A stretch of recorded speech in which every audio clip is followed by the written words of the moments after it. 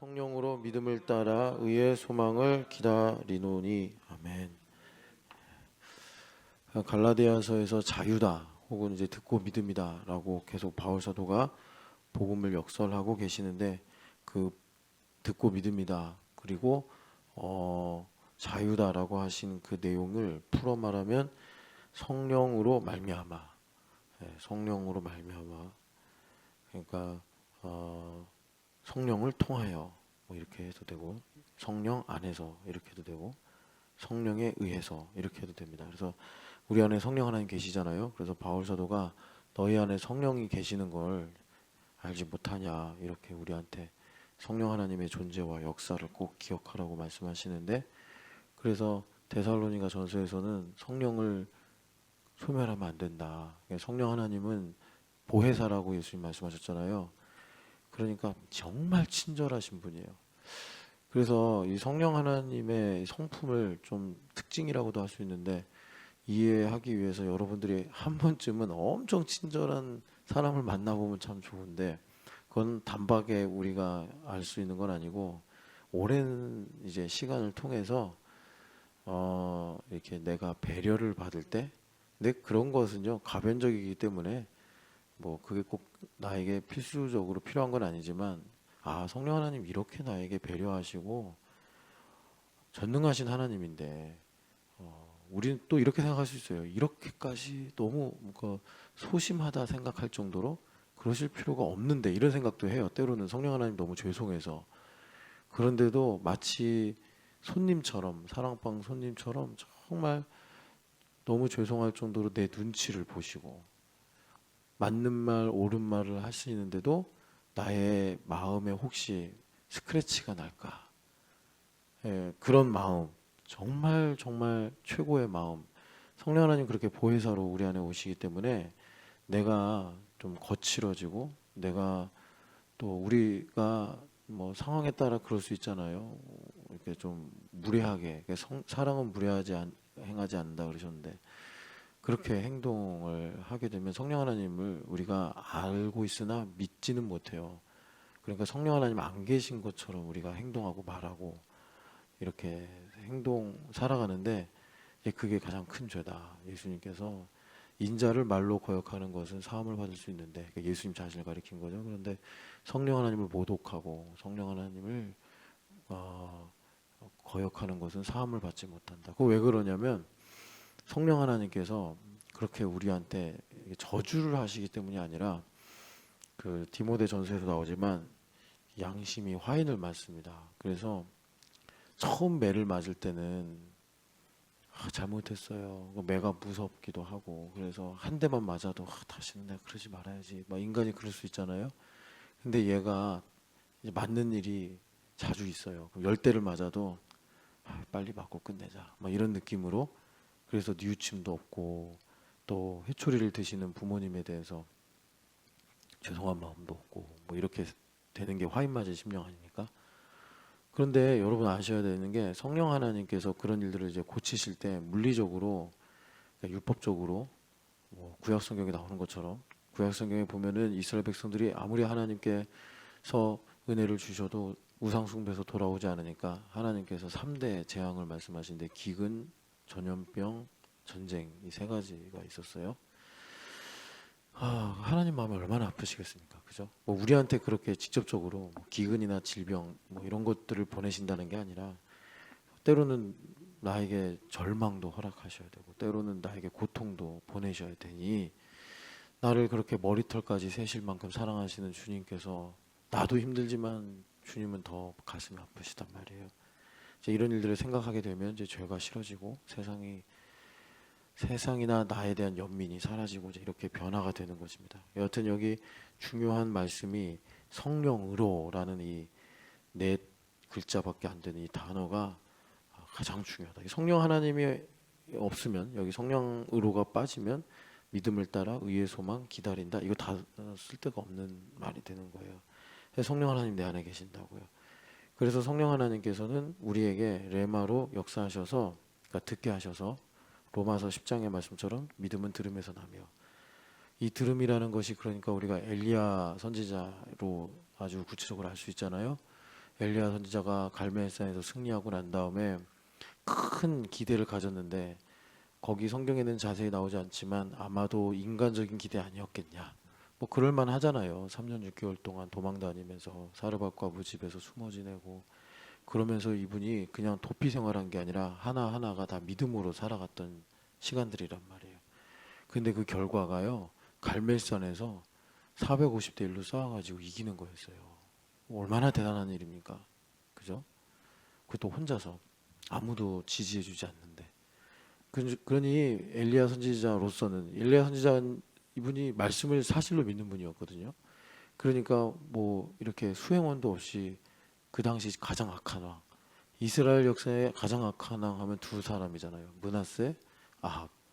아합이 얼마나 나쁜지 여호와의 종들까지도 남김없이 다 그러니까 일종의 순교를 한 거죠. 그래서 엘리야가 얼마나 절망했는지 나밖에 없습니다. 뭐 이런 말씀으로도 하나님께 기도할 정도였는데 그 아합 왕 앞에 자기 발로 걸어가서 내 말이 다시 없으면 이 땅에 비도 이슬도 있지 않을 겁니다.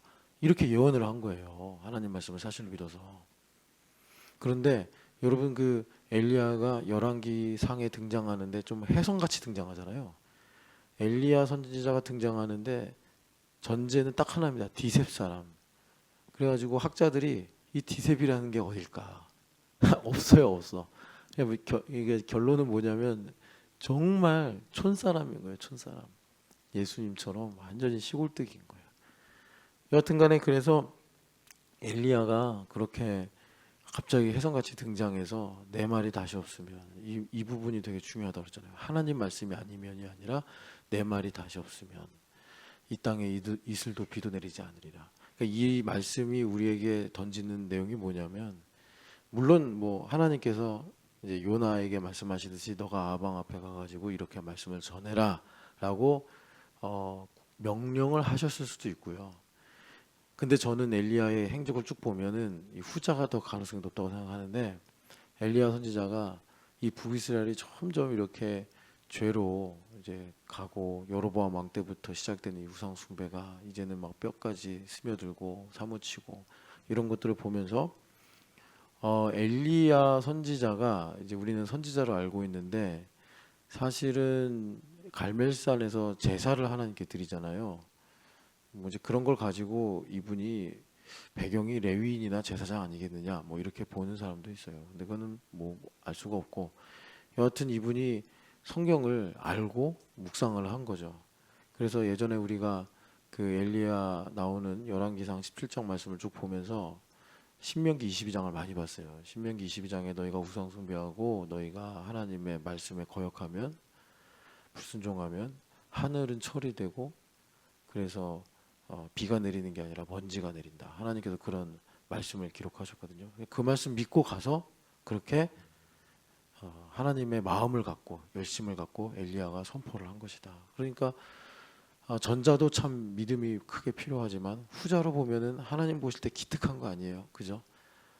하나님의 말씀을 사실로 믿고 뭐 하나님께서 엘리야나 이사야 선지자한테도 가서 말씀을 전하라 했을 때 엘리야 선지자도 아니 그 예레미야 선지자도요 나는 어린 나이입니다. 나는 입술이 둔합니다. 하면서 뭐 물론 겸손이었겠지만 고사하셨는데 엘리야 선지자는 가가지고 그것도 출신이 예루살렘 출신도 아니고 뭐 어디 또 유명한 지역 출신도 아니고 디셉 사람 그것도 털옷을 입고 보통은 이렇게 이제 이런 면직물이라고 하나요? 이런 직물로 된 옷을 입어야 되는데 이분은 세례요한도 그렇게 엘리야처럼 입고 다녔다고 하는데 여튼 그 경건의 하나의 표상이에요. 그래서 그렇게 해서 하나님 앞에서 이제 말씀을 받아가지고 전했던 분이에요. 그러니 여러분 갈멜산에서 하늘에서 불이 떨어지고 말이죠.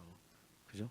그러면 이제 아합 왕도 회개하고 뭐 이세벨은 쫓겨나든지 하고 그리고 이스라엘 백성들이 다 하나님께로 돌아오는 엄청난 부흥이 있을 줄 알았는데 아무 변화가 없는 거예요. 그러니까 엄청 실망한 거예요. 이럴 수가 있냐. 정말 우리가 주일에 제가 잠깐 인용한 것처럼 푸시킨의 말처럼 삶이 그대를 속일지라도 속임을 당한 느낌인 거예요. 그러니까 이렇게 생각할 수 있죠. 뭐 하나님께 실망했다기보다 이 이스라엘은 끝났구나. 뭐 이렇게 절망할 수도 있고 뭐 가끔 선지자들이 보면은 하나님 이 백성 멸해달라고 막 그렇게 이제 하나님의 마음을 갖고 애통하듯 기도하는 것도 있잖아요. 그런 마음 품을 수도 있는데 엘리야는 이렇게 선택을 했어요. 나를 죽여달라고. 그래가지고 하나님께서 그 절망, 그래서 어떤 분은 엘리야가 약간 좀 우울증이 있었던 거 아니냐 이렇게 분석을 하는 신학자도 실제로 있어요. 근데 그건 뭐 알 수 없는 일이고 여하튼간에 그래서 엘리야가 막 죽여달라고 그럴 때 여러분 이거 되게 중요한 여기가 부분인데 엘리야 그러니까 실패한 거라고 해서 할 수 있고 엘리야가 연약하다고도 할 수 있는 거잖아요. 보통 우리가 이제 시비로 보면은 이런 부분은 참 부끄럽고 또 이런 부분 때문에 하나님과 단절되고 이런 부분 때문에 내 인생이 망하는 것 같이 느껴지는데 우리 하나님은 정말 전능하신 하나님이세요. 그래서 그것도 자신의 영광을 위해 사용하십니다. 이게 십자가의 복음이거든요. 그래서 하나님께서 그것을요 갈라디아서 2장 19절 부분으로 사용하신 거예요. 율법으로 말미암아 내가 율법에 대해 죽고 하나님에 대해 산다. 그래서 엘리야 인생이 약간 좀 다이나믹한 이유가 뭐냐면 거기서부터 사실 엘리야 사역이 시작이 되는 거예요. 그러니까는 엘리야가 그 호렙산이 어디냐면 모세 선생님이 떨기나무로 하나님을 만난 산이 그 호렙산이기도 하고 또 신의 산이라고도 불러요. 그래서 바울 사도도 예수님 만난 다음에 갈라디아서에 나오잖아요. 그가 내 속에 자기 나타내기를 기뻐하실 때 내가 혈육과 의논하지 아니하고 아라바 광야로 가서 2년 정도 길게는 3년까지 하나님과 독대했다. 그래서 내가 받은 복음은 사람으로 말미암은 복음이 아니라 은혜로 말미암은 복음이다. 이렇게 갈라디아서에서 복음의 이야기를 시작하시는데 왜 바울 사도가 그렇게 갔냐면 그게 일종의 하나의 영적 전통이 돼서 엘리야도 그렇게 하셨고 또 모세도 그렇게 하셨고 일종의 선지자적인 이 전통을 따라간 거예요. 바울 사도도.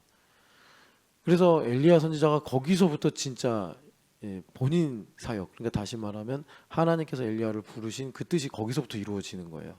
그래서 여러분도 아시겠지만 거기서부터 남은 자 복음, 내가 7천 명을 지킬 거다 한 그 남은 자의 복음, 우리가 2019년도인가 그쯤에 한번 남은 자의 복음이다 해가지고 많이 묵상하고 들었는데 거룩의 초격차, 정말 그 윤동주 시인의 말처럼 풀잎에 이는 바람 소리에도 나는 괴로워했다.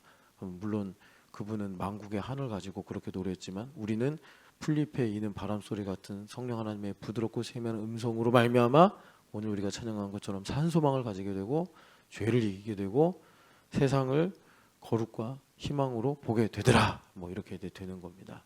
그런 하나님께서 거룩의 초격차를 이루시는 그 내용이 남은 자의 복음인데 그거를 시작하신 분이 엘리야예요. 그러니까 엘리야 선지자가 참 그죠. 갈멜살 승리는 사실 그렇게 비교하면 뭐 너무 그 사이즈가 달라서 미니어처 같은 느낌이고 갈멜살 승리는 그 다음에 이제 엘리야 세우고 엘리사죠. 엘리사를 세우고 그리고 엘리사가 하나님의 말씀대로 나중에 예후와 하사엘을 세워서 훗날 뭐 아셨는지 모르겠는데 바벨론에 의해서 이스라엘이 멸망하고 또 아수르에 의해서 북이스라엘이 망하고 난 다음에 하나님께서 새로운 일을 시작하시는 그 모판을 만드신 분들이 이제 엘리야, 엘리사 이 두 분이다.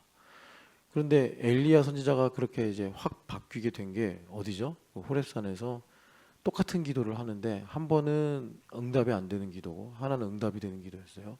이것도 참 중요합니다. 그래서 여하튼 하나님께서 그런 엘리야의 절망을 율법에 대해 죽는 것으로 하나님께서 사용하신 거예요, 일종의. 그리고 하나님께 죽여달라는 믿음이 있었던 거예요. 하나님께. 좀 여러분들이 이 말이 이해가 되는지 모르겠는데 하나님께 나를 죽여달라는 믿음이 있었던 거예요. 그러니까 하나님께서는 그렇게 자비로우신 분이라니까요.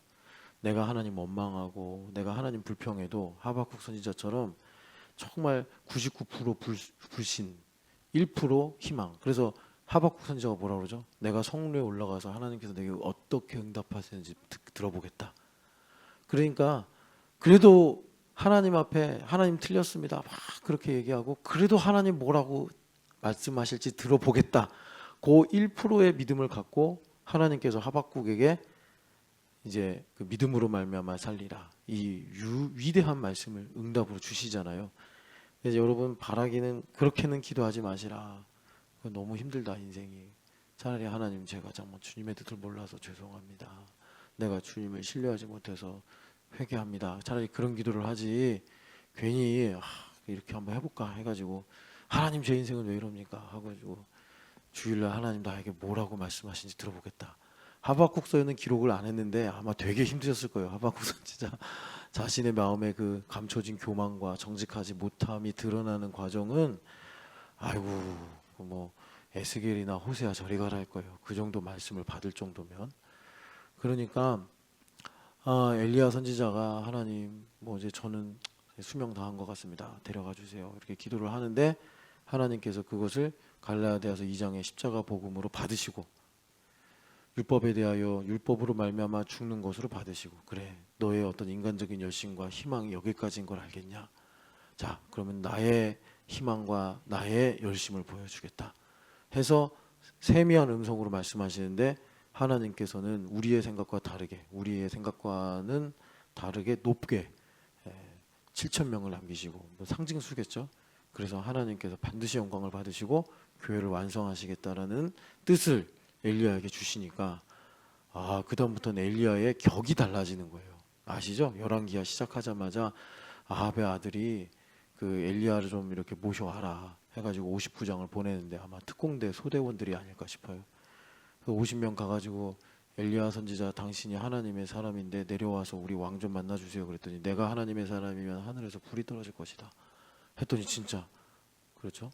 그런 일들이 생기고 여하튼 그래서 죽음을 보지 않고 병거 타고 근데 사실 실제로는 이제 회오리 바람에 끌려서 하늘로 승천했다 성경에서 그렇게 말씀해요.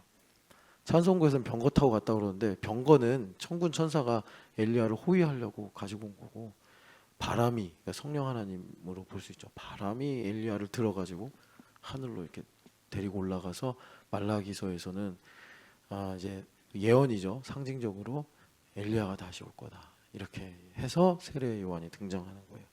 그래서 여기서 여러분들에게 이제 오늘 우리가 들으려고 했던 말씀이 뭐냐면 하나님은 그렇게 우리에게 세미한 음성으로 말씀하신다. 여기 성령으로라고 하면은 예수님께서 그러셨잖아요. 내 살과 내 피를 먹고 마셔라. 그러니까 무슨 소리인지 못 알아들으니까 그게 이해력이 부족해서 성경 지식이 부족해서가 아니고 마음이 완고해서란 말이에요. 참 그게 미묘한 일인데 하여튼 마음이 완고해져요.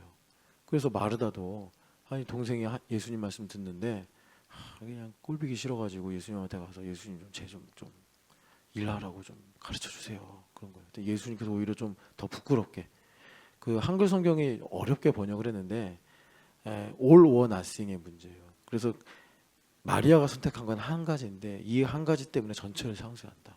그러니까 여러분 이거 되게 중요한 복음이에요.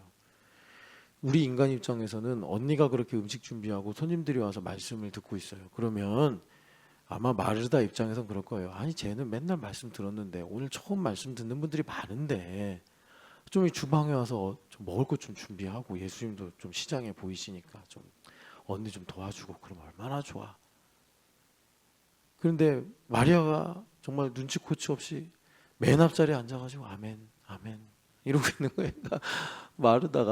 마르다는 이렇게 보면 좀 적극적인 여성의 성격을 좀 가지고 있는 것 같아요. 예수님께서 오빠 돌아가셨을 때도 오셨을 때 신앙 고백도 하고 하는 거 보면 그래가지고 참다 못해서 나름 또 예수님과 이렇게 자기가 뜻이 같지 않을까 해가지고 예수님 머시기 해가지고 좀 마리아 좀 일 좀 하게 해주세요. 저 녀석 정말 이랬더니 예수님께서 이게 되게 중요해요. 이걸 좀 풀어서 말씀을 드릴게요. 여러분들이 어제 정말 기억하고 싶지도 않는 24시간을 보냈다 합시다. 정말 마이너스 100점이다. 뭐 이렇게. 그런데 그래서 그런가 그 슬픔 때문에 그 뭐랄까 정죄 때문에 그 부끄러움 때문에 마음이 낮아져서 그런가 하여튼 코에 고삐가 걸린 소처럼 새벽 예배 나왔어. 그러면 끝이에요. 그걸로 된 거예요, 여러분. 그걸로 된 거예요. 복음을 모르니까 인생을 어떻게 사는지를 몰라요. 그리고 덧셈 뺄셈 하면요, 내 인생 마이너스 1000점, 마이너스 만점이에요. 그러니까 계속 원수마귀가 그 성적표 가져와서 너가 하나님 자녀야? 너가 하나님 아들이야? 너가 목사야? 너 지금 양심적으로 이렇게 해도 돼? 이런 식으로 계속 정죄를 하는 거예요. 우리 인생에 다시 한번 우리가 확인하는 바지만 우리 인생의 생명이요 주인이요 전부인 분은 오직 하나 예수 그리스도밖에 없어요. 우리는 여러분 이것이 양심에 걸리면 어쩔 수 없는 건데 내 성적표를 갖고 사는 게 아니라 예수님 성적표를 가지고 사는 거예요. 신집사님이 자 중학생이에요. 시험 봤어요. 30점 맞았어. 평균. 집에 가면 이제 신나게 맞겠구나. 길 가다가 예수님 성적표를 주었어. 그냥 퍼펙트야, 퍼펙트. 수석이야, 수석. 전교 1등. 그거 들고 가서 엄마 나 이번에 전교 1등 했어요. 얼마나 양심의 가책을 느끼겠어요. 근데 그게 믿음이요. 그러니까는 지식이 많고 뭔가 이렇게 요즘에 현대인들이 이제 뭐 여러 가지 문화나 뭐 경제적인 상황이나 사회적 지위, 뭐 인권 뭐 이런 것 때문에 양식이 높아졌어요. 뭐 소양이라고 해도 되고. 그러다 보니까 이 복음의 논리가 먹히질 않아요. 계속 자기 성적표를 보고 그래도 예수님 성적표라고 하고 이렇게 중간에 평균을 내야 되지 않을까요? 이런 시도를 해요. 근데 나는 죽었다니까. 신영기 집사님 길 가다 죽었어. 그리고 예수님께서 신영기 집사님 안에 살아나서 전교 1등짜리 성적표 갖고 사는 거예요. 그럼 원수마귀가 그래요. 내 기억 속에 아직도 내가 죽기 전에 가지고 있던 성적표 기억이 있거든요. 수학 25점, 영어 55점 이런 기억이 있는 거예요. 그러니까 막 찔리는 거예요. 내가 이거 100점 맞은 적이 없는데 이러면서 참 그러니까 요즘에 예수님 믿는 사람들조차도 그런 율법적 신앙을 추구한다고요. 추구한다고. 그래서 저는 참 오늘 원래 예원이가 새벽 예배 나오는 날인데 오늘 또 안 나왔는데 저는 예원이가 확실히 구원받은 게 맞는 게 확실하게 이게 성적표를 갖고 얘기하면 확실해요. 전혀 눌리거나 전혀 두려움이 없어요. 확실한 믿음을 갖고 다음 기말고사 때는 난 잘할 수 있다 이렇게. 그래야죠 여러분. 어제 성적표 갖고 오늘 살려고 하지 마시고 오늘 예수님께서 주시는 믿음을 가지고 살아가시기를 축복합니다. 그러려면 여러분 어제도 말씀드렸지만 그 4절에 율법 안에서 의롭다함을 얻으려고 하시면 안 돼요. 내 생각이 강화되면 안 된다고. 그래서 성령으로 말미암아 성령 안에서 성령에 의해서 성령을 통하여 제가 계속 이렇게 여러 모양으로 말씀드렸는데 뭘 강조하는 거냐? 들음으로. 성령 예수님 그러셔서 너희가 내 살과 피를 먹는다는 것은 뭐냐면 성령 충만하라 이 얘기예요. 우리가 예수님 말씀하신 대로 양식과 음료를 마시면 배부르잖아요. 포만감이 오잖아요. 그것처럼 성령 하나님으로 충만해야 되는 거예요. 그래서 성령 하나님으로 충만해지면 몇 가지가 있는데 찬송이 막 흘러나와요. 우리 찬송가 가사에도 그런 그 가사가 있잖아요. 오랜만에 생각을 하고 왜 기억이 안 나지? 내 안에 그 맑은 가락이 울려나네 그 찬양 있잖아요. 그렇게 나온다니까요. 그래서 찬양 어떻게 시작하죠? 내 영혼의 뭐죠? 깊은 데서 내 영혼의 그 깊은 데서 맑은 가락이 울려나네 그런다고. 여러분들이 아침에 눈을 탁 뜨면 그 맑은 가락이 울려나야 돼. 예. 그런다니까요. 이렇게 새벽에 나오시는 분들은 그런 게 특권이에요. 내가 전혀 뭐 알람이나 이런 거 맞춰놓지도 않았어요. 그런데 딱 떴는데 주님 선곡을 해놓으신 거예요. 이미. 그래가지고 맑은 가락이 울려나는 거예요. 그래서 저도 그래서 새벽에 그렇게 선곡하는 거예요. 오늘 주님께서 산소망 눈 뜨자마자 말씀하시니까 산소망 찬양하고 맑은 가락이 울려나요. 그리고 말씀이 믿어져요. 말씀이 믿어져서 이 말씀이 믿어지는 건 참 특이한데 여러분들도 묵상하거나 설교를 듣거나 교제 중에 말씀이 믿어지면 마치 그 캄캄한 밤에 방에 공간에 불을 탁 켜는 그런 느낌이에요. 그래서 보이지 않던 것이 보이게 되고 몰랐던 것이 깨달아지게 되고 그래서 이해라기보다는 도약을 하게 돼요.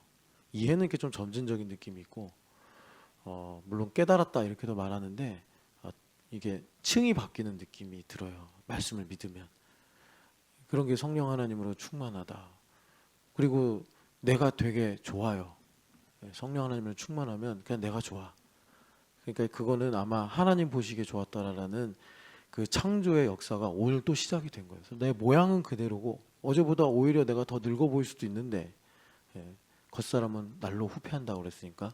그런데 속사람이 강건하고 새롭게 지어지니 내가 좋아요.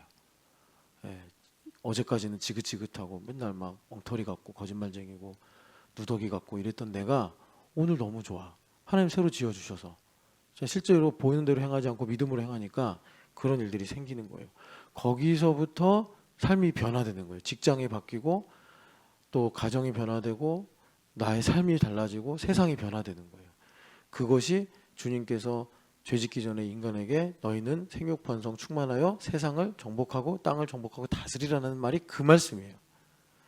나를 통해서 하나님의 통치가 흘러가게 해라라는 거예요. 그런데 그런 모든 일이 정말 작은 초격차, 그 나노 차이를 두고서 초격차라고 하잖아요. 근데 이번에 2나노 공정을 마이크론에서 먼저 시작하겠다라고 선포해서 삼성하고 TSMC가 긴장하고 있다 이런 기사를 봤는데 그 나노가 100만 분의 1m인가 그래. 그러니까 우리 눈으로는 식별이 안 될 수도 있어요. 근데 그런 2나노냐 뭐 5나노냐 뭐 이런 거 가지고서 이게 지금 세상이 뒤집히고 순서가 바뀌고 막 이런 세상이란 말이에요.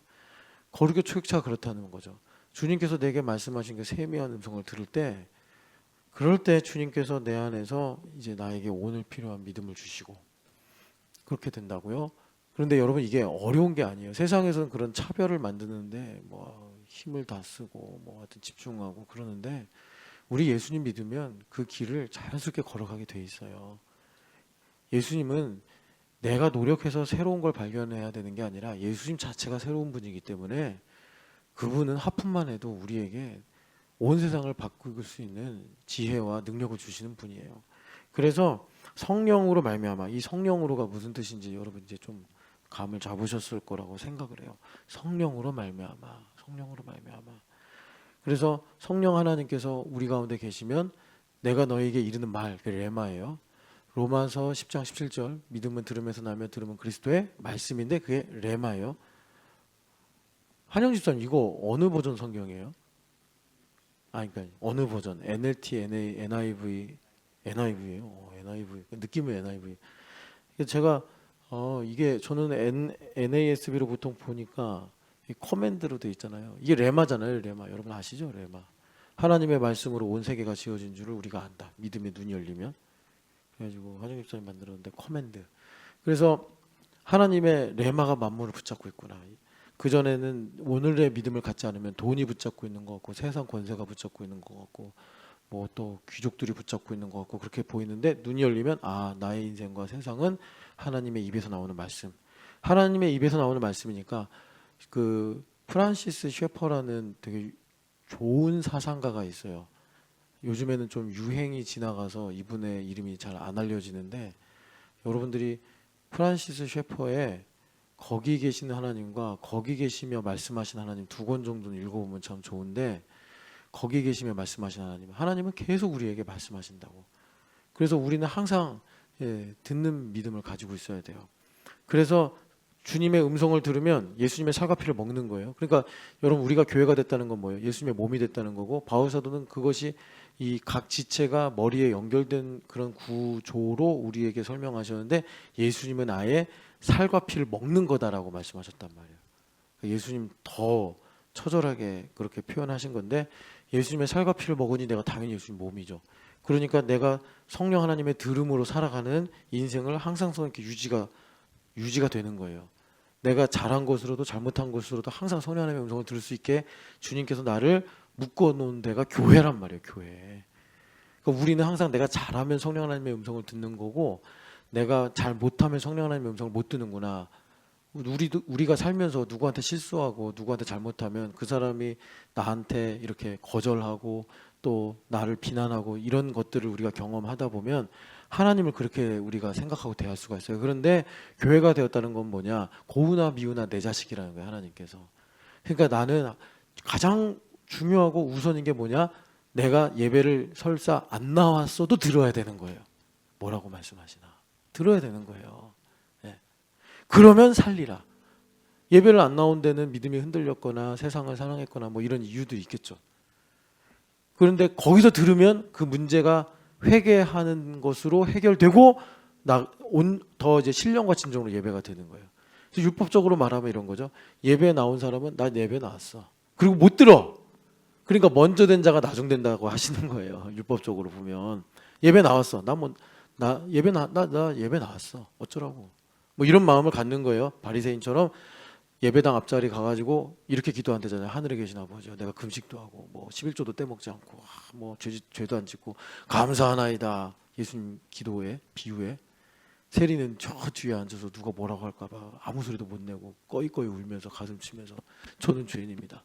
유대인들한테 물었어요. 누구의 기도가 응답됐겠냐? 예수님을 안 믿는 유대인들도 상식으로 알아요. 바리새인의 기도가 아니라 세리의 기도입니다. 복음이 뭔지를 알고 살아라. 이렇게 말씀하시는 거예요. 그러니까 듣는 이 생명의 비밀만 우리가 가지고 있으면 예배를 안 나오라는 말이 아니에요. 예배를 안 나왔어도 주님 불쌍히 여겨주세요 라고 들으려고 그러면 그게 나중된 것이 먼저 되게 만드는 게 복음의 능력이란 말이에요. 더 예배를 사모하게 되고 예배의 본질이 무엇인지 알게 되고 그렇게 하나님께서 우리에게 믿음을 주신다라는 것입니다. 그래서 우리에게 복음은 뭐냐? 성령 하나님으로 말미암아 우리에게 주시는 믿음인데 여기 믿음이 생기면 어떤 일이 생기느냐? 소망을 가지게 된다. 주님께서 우리에게 말씀하세요. 그래서 여러분 이 소망을 좀 우리가 자세히 알아야 되는데 그래서 어제 로마서 5장의 말씀 여러분 아브라함이 약 한 80 한 중반쯤에 하나님께서 말씀을 하시니까 마음이 너무 가난해서 믿어져 버렸어요. 아버지도 떠나고 조카도 떠나고 자식도 없고 참 근데 이게 훌륭한 점인데 근데 아브라함의 재산은 엄청 늘어났거든요. 저는 이게 되게 훌륭한 점이라고 생각을 해요. 그런데 마음이 가난해져. 막 성공하고 있고 세상 사람들이 보면 쟤는 뭐 승승장구한다. 그래서 부러워할 만한데 그 솔로몬은 아쉽게 인생 말년에 가서 그걸 깨달아가지고 돌이킬 기회가 있었을지 모르겠는데 베드로 선생님도 그러셨잖아요. 밤새 고기를 잡았어요.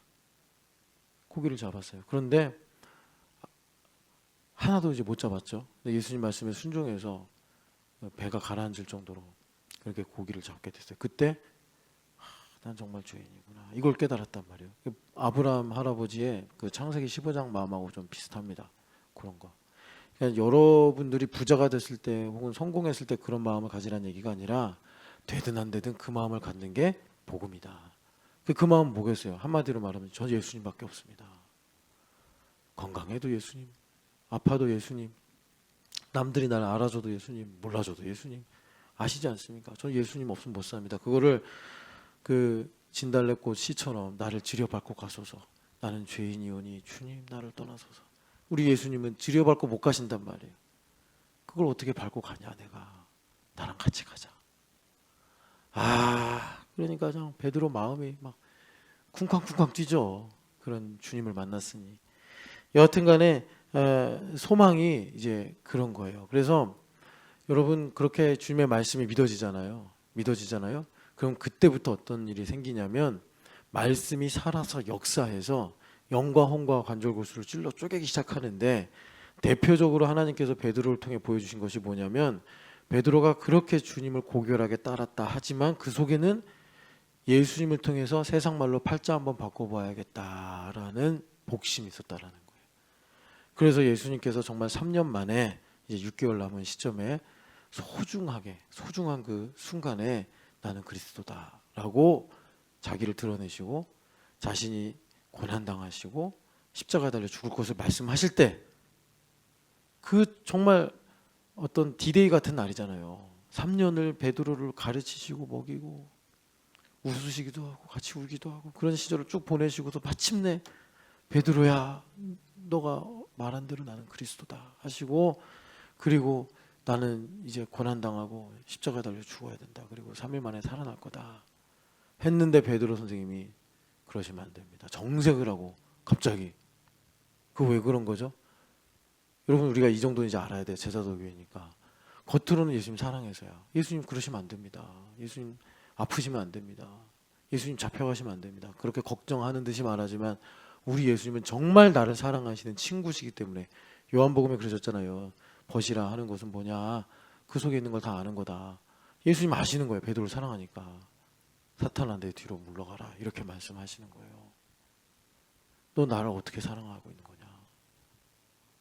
그러니까 여러분 이 사실이 되게 중요한데 우리가 소망을 가지게 되면 왜 uncomfortable 하다고 하냐면 하나님의 말씀이 살아 역사에서 나도 모르던 내 안의 두려움, 내 안의 욕심, 내 안의 교만, 내 안에 하나님을 향한 심지어 반감과 적대심 이런 것들이 드러나는 거예요.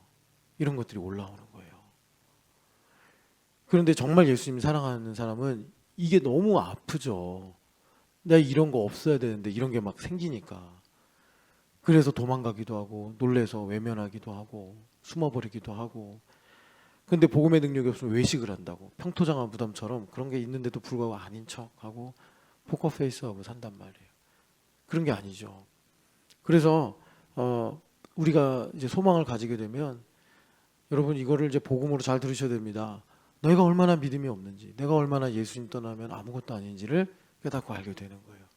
그래서 빌립보서에서 그런 모든 신앙의 본질을 가지고 우리한테 뭐라 그러죠? 나보다 남을 낮게 여기고. 왜? 그런 나를 연결되고 결합이 되게 하셔서 예수님께서 붙잡으셔서 나를 끌고 가시니까 고맙죠 남이. 그래서 예수님의 마음 그는 근본 하나님의 본체시나 하나님과 동등됨을 취할 것으로 여기지 아니하시고 오히려 자기를 비워 종의 형체를 가지사 사람의 모양으로 나타나셨고 자기를 낮추사 그 죽기까지 복종하셨다고 말씀하잖아요. 그 예수님의 마음을 품으란데 그게 뭐죠? 아 전지현이 나보다 낫구나. 아 허우성이 나보다 낫구나.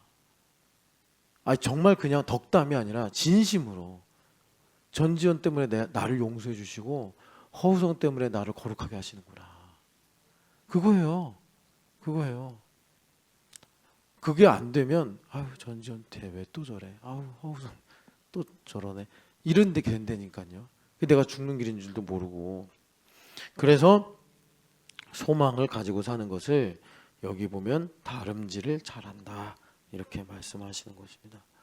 그래서 로마서 5장 5절에 보면은 아브라함이 이제 여러분 이 의의 소망을 가지려면 어떻게 해야 되냐면 과정이 있어요. 내 인간의 소망이 다 깨져야 돼요. 그래서 여러분 우리 많이 읽었잖아요. 그 로마서 4장 18절 보면은 아브라함 이야기를 시작하면서 바랄 수 없는 중에 바라는 믿음 이렇게 말해요. 그러니까 그거를 영어 성경으로 보면 hope against hope이에요.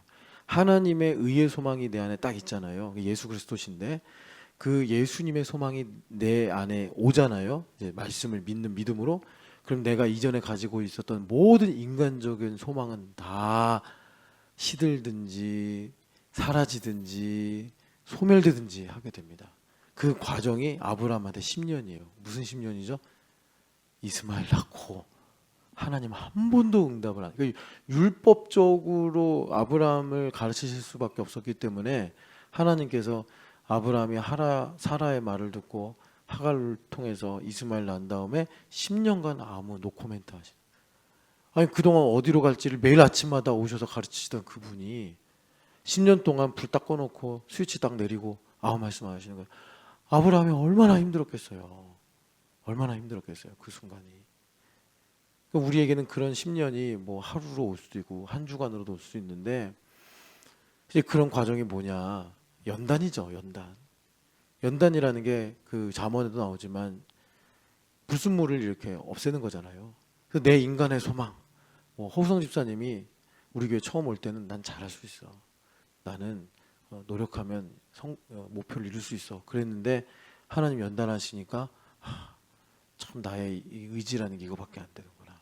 베드로 선생님도 저는 주님을 죽을지언정 버리지 않을 겁니다. 해놓고선 뭐 그 24시간도 지나지 않아서 계집아이 앞에서 난 예수님 전혀 모른다고 이렇게 부인했잖아요. 나의 인간적인 어떤 기대와 희망, 자신감, 뭐 내가 의지했던 모든 것들 다 사라지는 시간, 연단. 그래서 오직 뭐만 남아요? 하나님의 뜻 하나만 딱 남는 거예요. 예수 그리스도만 내 안에 계신다고요.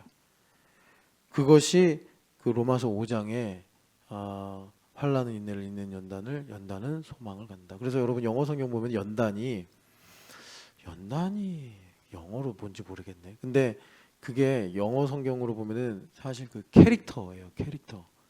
그러니까는 그걸 그냥 직역을 해서 좀 풀어 말하면 연단을 거친 그 베드로 후서의 말씀대로 신성한 성품 이렇게 보시면 돼요.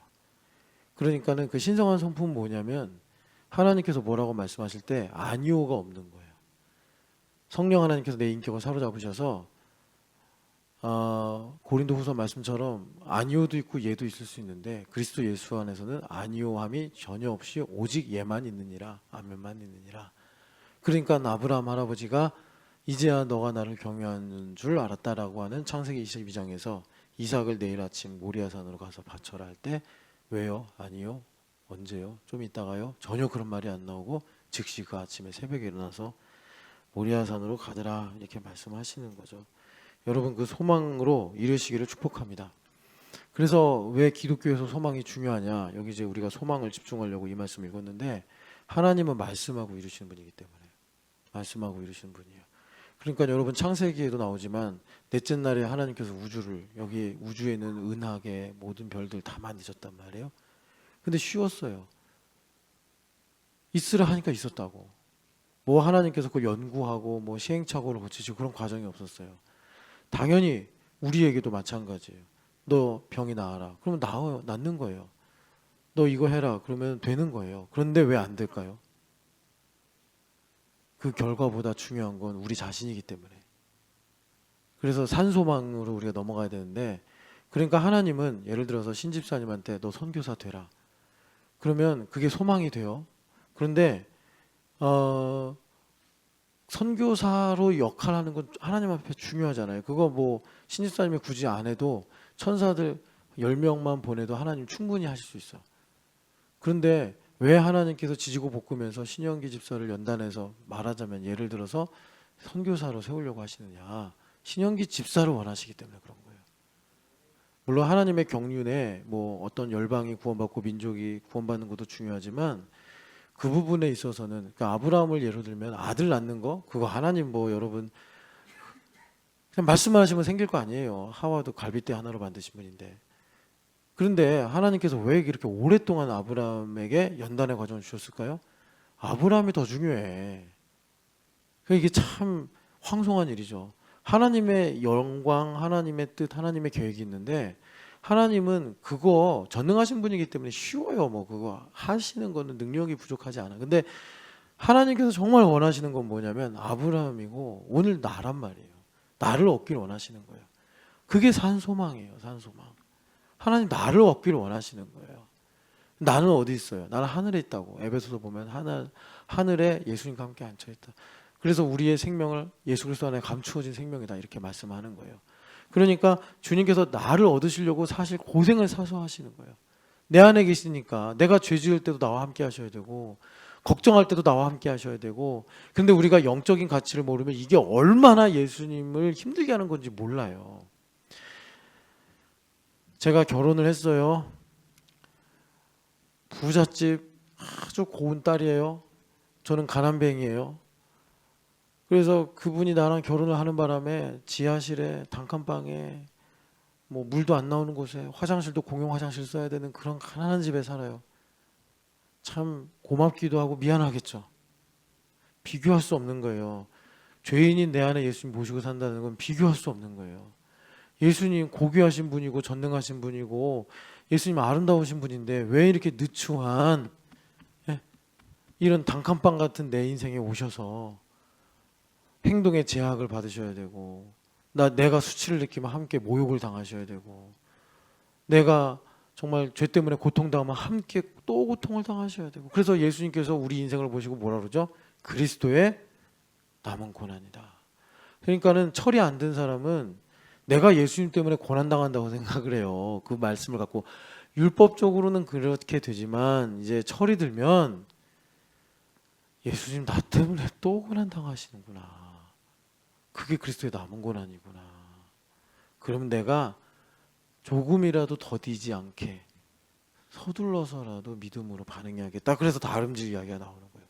그래서 바울 사도가 예수님께서 나를 구원하시려고 하는 의지가 부족해서 바울 저 녀석 구원해야 돼야 말아야 돼, 그러시기 때문에 내 몸을 쳐서 버림받을까 봐 두려워 내가 복종한다라고 말씀하신 게 아니고, 예수님을 하루라도 좀 더 편하게 해드리고 싶은 거예요. 바울 사도는 내가 할 수만 있으면 10번 찬양을 했으면 11번이라도 더 찬양을 하고, 내가 성경을 3장 읽었으면 한 장 한 구절이라도 더 읽어서, 예수님 어제 자는데 이렇게 쭈그려 주무셨죠. 오늘은 좀 다리라도 펴고 계세요.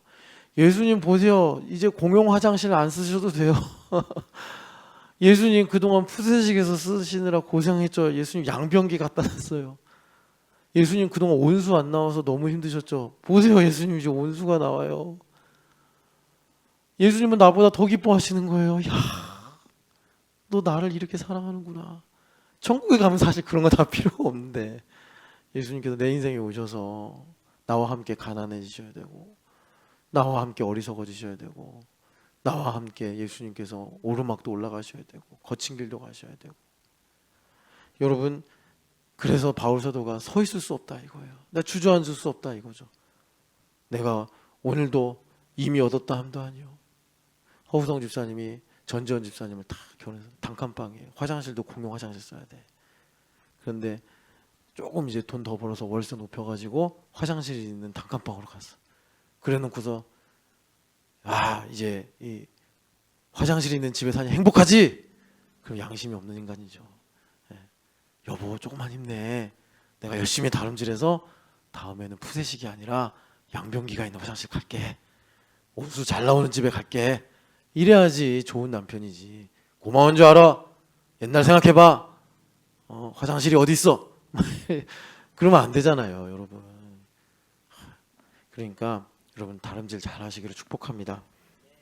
그래서 주님께서 우리에게, 오늘 또 이제 시간이 다 갔네요. 더 나가야 되는데. 자, 그래서 하나만 더 말을 하려면 시간이 더 갈 테고, 자, 같이 기도합시다. 사랑하는 하나님 아버지, 믿음으로 말미암아 우리 하나님과 화평을 누리는 복된 삶을 살게 하여 주시옵소서. 하나님 아버지, 우리에게 아브라함의 소망을 주셔서 오늘도 믿음으로 달려가게 하여 주시옵소서. 성령 하나님, 나에게 하나님의 사랑을 한량없이 부어주셔서 하나님 사랑으로 일하는 믿음이다 하셨사오니, 하나님의 사랑이 내게 부어져 우리 하나님을 믿음으로 바라보는 하나님 거룩한 소망의 백성들 되게 하여 주시옵소서. 하나님 소망이 나를 끌고 가게 하여 주시옵소서. 그래서 하나님 오늘도 내게 바람처럼 말씀하시는 주님의 세미한 음성을 듣고 우리가 다시 살아나는 부활의 증인들 되게 하여 주시옵소서. 부활하신 예수님의 이름으로 기도합니다. 아멘.